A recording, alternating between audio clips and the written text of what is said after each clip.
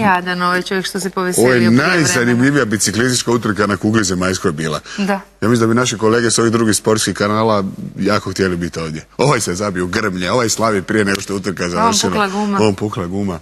Toliko napetosti u biciklizmu nije viđeno u povijesti tog sporta. A? Mi ćemo sad bez imalo napetosti pozdraviti naše kolege koji već spremno očekuju da vas pozdrave. Jelena nam je u Zagrebu, Karmen u Splitu. Davor se smjestio u Vukovaru, a u Rijeci mijenja bolesnog kolegu naša Ivana. Pa prvo ćemo do Jelene. Može.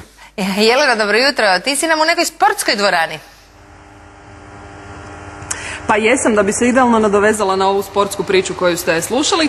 Prije svega onima koji će izaći upravo iz svojih domova. Još uvijek ne pada kiša, barem u ovom dijelu Zagreba u kojem smo mi, to je tu na području Martinovke.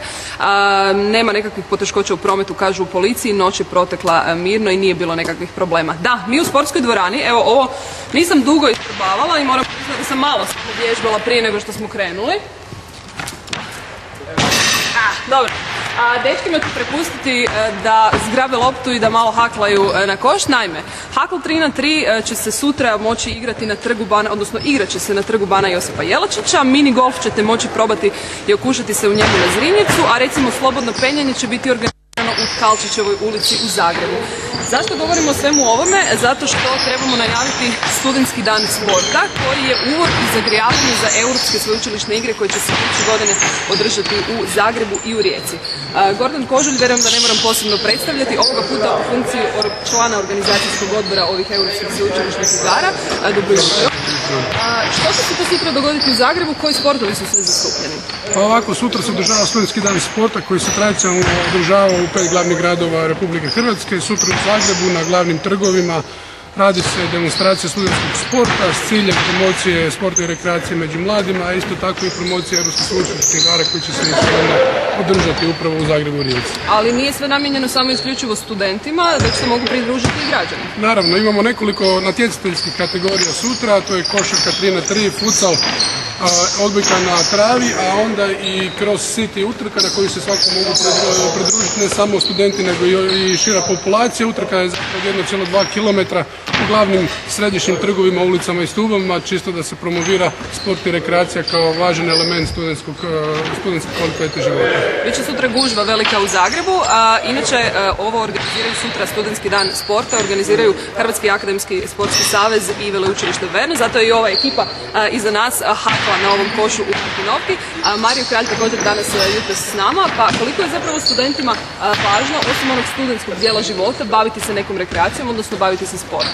Svakako je bitno, jer sport utječe na zdrav život i što više takvih ljudi, aktivnih studenata i sportaša, to će biti za njih bolje da imaju nekakav zdrav i ovako.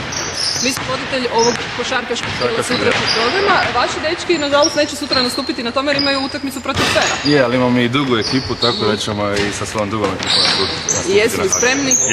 Jesu li nabrijani? Jesu. Odlično. Kad možemo pratiti košarku i gdje? Košarka će biti na samom trgu, na Trgu bana Jelačića, u 12:30 počne natjecanje. Odlično, puno sreće, držimo fige. Inače imamo tu i maskotu koja još uvijek nema ime. Maskota je izabrana u siječnju ove godine. Građani su odabrali da će to biti hrčak, a profesionalni sportaši, poznati sportaši biraju ime. Ima li onako već nekakvih naznaka kako bi se mogao hrčak zvati? Pa još mi imamo znači jedno 20 glasova po najboljih hrvatskih sportaša, od Marija Možnika do Filipa Uda, Mihovila Španje i tako dalje.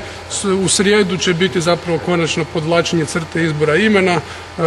Građani su izabrali maskotu od 64 vizualne identiteta, a na kraju ime je zapravo izabrano 10 nekakvih kandidata iz 100 i nešto izbora koji su dali isto tako građani na Facebook grupi. Pa ćemo vidjeti u srijedu koji će pobijediti. Gordane, hvala. Marije, hvala i vama. Hvala ekipi koja nam se pridružila jutros i malo haklala za dobro jutro.